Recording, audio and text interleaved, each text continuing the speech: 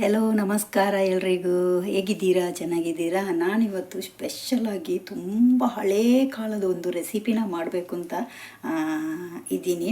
ಅದು ಏನು ಅಂದರೆ, ನಮ್ಮ ತಾತ ಅಜ್ಜಿ ತಾತ ಇವರೆಲ್ಲ ಇರಬೇಕಾದ್ರೆ, ಮತ್ತು ನನ್ನ ಅಪ್ಪ ಅಮ್ಮ ಎಲ್ಲ ಚಿಕ್ಕವರು ಇರಬೇಕಾದ್ರೆ ಇದನ್ನೆಲ್ಲ ಕುಡಿತಾಯಿದ್ರು. ಏನು ಅಂದರೆ, ನಾನಿವತ್ತು ನೋಡಿ ಈ ಥರ ಒಂದು ಸ್ಪೆಷಲ್ ರವದಲ್ಲಿ ನಾನಿವತ್ತು ಸೋಜಿ ಮಾಡಬೇಕು ಅಂತ ಇದ್ದೀನಿ. ನೋಡೋಣ ಬನ್ನಿ ಅದು ಹೇಗಿರುತ್ತೆ, ಹೇಗೆ ಮಾಡೋದು. ತುಂಬ ಈಸಿಯಾಗಿ ಮಾಡ್ಕೊಬೋದು. ಇದಕ್ಕೇನು ಸ್ಪೆಷಲಾಗಿ ದ್ರಾಕ್ಷಿ ಗೋಡಂಬಿ ಎಲ್ಲ ಆ್ಯಡ್ ಮಾಡೋ ಹಾಗಿಲ್ಲ. ಯಾಕಂದರೆ ಇದು ಹಳೆ ಕಾಲದ ರೆಸಿಪಿನ ಹಳೆ ಕಾಲದ ಥರನೇ ನಾನು ಮಾಡಿ ನಿಮಗೆ ತೋರಿಸ್ತೀನಿ. ಬನ್ನಿ, ಇದು ನೋಡಿ, ಇದು ತುಂಬ ಮೀಡಿಯಮ್ ರವೆ. ಇದು ನಾವು ತೊಗೊಳ್ತಾ ಇರೋದು ಬಾಂಬೆ ರವದಲ್ಲೂ ಮಾಡ್ಕೊಬೋದು. ನಾನಿದು ಮೀಡಿಯಮ್ ರವೆ ತೊಗೊಂಡಿದ್ದೀನಿ. ಬನ್ನಿ ಇವಾಗ ನಾವು ಸ್ಟಾರ್ಟ್ ಮಾಡೋಣ. ಚಳಿಗಾಲದಲ್ಲಿ ಸೂಪರಾಗಿರುತ್ತೆ ಸೋಜಿ. ಬನ್ನಿ, ಸೋಜಿ ರವೆ ಇದು, ಸಾರಿ ಮೀಡಿಯಮ್ ರವೆ ಇದೆ ನೋಡಿ, ಈ ಥರ ಇರುತ್ತೆ. ಓಕೆ, ನಾನು ಒಂದು ಗ್ಲಾಸಷ್ಟು ಈ ಥರ ಒಂದು ಗ್ಲಾಸಲ್ಲಿ ನಾನು ಮೀಡಿಯಮ್ ರವೆನ ತೊಗೊಂಡಿದ್ದೀನಿ ನಾನು. ನೋಡಿ ನೋಡಿ, ಓಕೆ.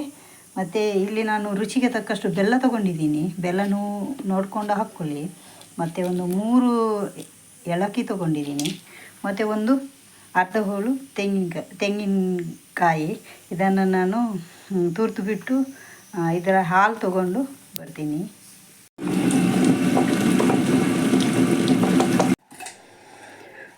ಸ್ವಲ್ಪ ತುಪ್ಪ ಹಾಕ್ತಾಯಿದ್ದೀನಿ, 1-2 ಟೇಬಲ್ ಸ್ಪೂನ್ ಅಷ್ಟು ಸಾಕು.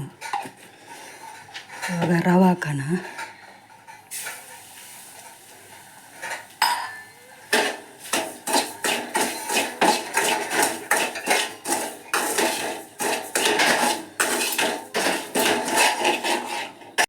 ನೋಡಿ, ಫ್ರೈ ಆಗ್ತಾ ಉಂಟು. ಚೆನ್ನಾಗಿ ಫ್ರೈ ಮಾಡಬೇಕು, ತಲೆ ಹಿಡಿಯೋದಾಗಿ ಫ್ರೈ ಮಾಡ್ತಾ ಇರಬೇಕು. ಚೆನ್ನಾಗಿ ಫ್ರೈ ಆದ್ರೇ ನಮಗೆ ಸೋಜಿ ನಮಗೆ ಕುಡಿಯೋಕ್ಕೆ ಚೆನ್ನಾಗಿ ಬರೋದಿಲ್ಲ, ಅಂದರೆ ಗಂಟಾಗಿ ಬಿಡುತ್ತೆ. ಇವಾಗ ಇದು ಆಗಿದೆ, ನಾನು ಸ್ಟವ್ ಆಫ್ ಮಾಡ್ತಾ ಇದ್ದೀನಿ. ಸಾಕು.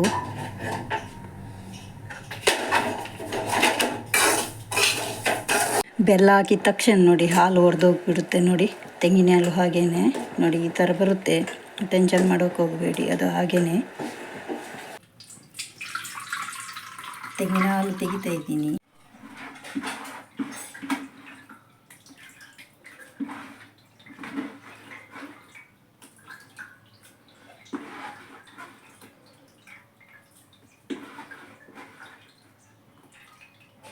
ಈ ಥರ ಹಿಂಡಿ ತೆಗಿಬೇಕು.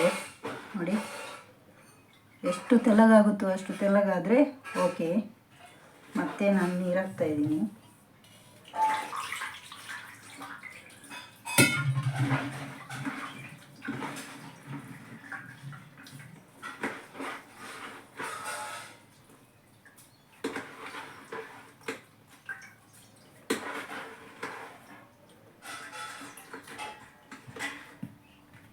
ನೋಡಿ, ಇಷ್ಟು ಹಾಲು ಸಿಕ್ತು.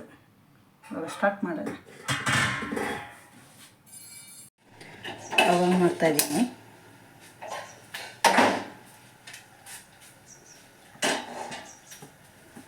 ಕುದಿ ಬರಲಿ ಒಂದು. ತೆಂಗಿನ ಹಾಲನ್ನು ನಾನು ಇಲ್ಲಿ ಕುದಿಯೋಕೆ ಇಟ್ಟಿದ್ದೀನಿ.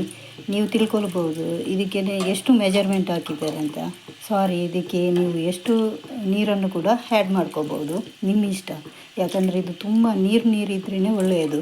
ದಪ್ಪ ಇದ್ದರೆ ಚೆನ್ನಾಗಿ ಬರಲ್ಲ, ಅದು ದಪ್ಪ ಆಗುತ್ತೆ. ಮತ್ತು ನೋಡ್ಕೊಂಡು ನೀರು ಆ್ಯಡ್ ಮಾಡ್ಕೊಳ್ಳಿ. ಓಕೆ,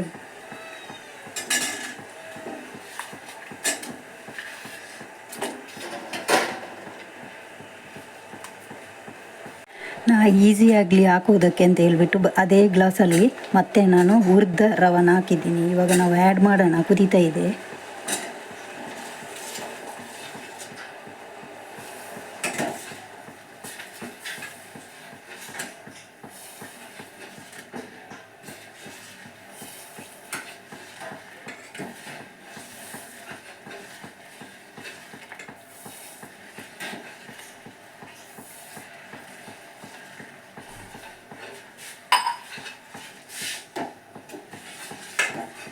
ನೋಡಿ ರವೆ ಹಾಕಿ 1-2 ಸೆಕೆಂಡು ಚೆನ್ನಾಗಿ ಹೈ ಫ್ಲೇಮಲ್ಲಿ ಬೇಯಿಸಬೇಕು. ಆಮೇಲೆ ಲೋ ಫ್ಲೇಮಲ್ಲಿ ಇಟ್ಬಿಟ್ಟು 1-2 ನಿಮಿಷ ಈ ಥರ ಕುದಿಸಿದರೆ ಸಾಕು. ನೋಡಿ ಬೇಯ್ತಾ ಬಂತು. 1 ನಿಮಿಷ ಹಾಗೆಯೇ ಬೇಯಲಿ ಸಿಮ್ಮಲ್ಲಿ. ಮತ್ತೆ 1 ಟೇಬಲ್ ಸ್ಪೂನ್ ಅಷ್ಟು ತುಪ್ಪನ ಆ್ಯಡ್ ಮಾಡ್ತಾಯಿದ್ದೀನಿ.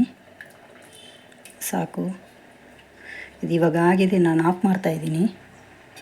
ಉಪ್ಪು ಹಾಕ್ತಾಯಿದ್ದೀನಿ ರುಚಿಗೆ ತಕ್ಕಷ್ಟು. ಸೋಜಿ ರೆಡಿ.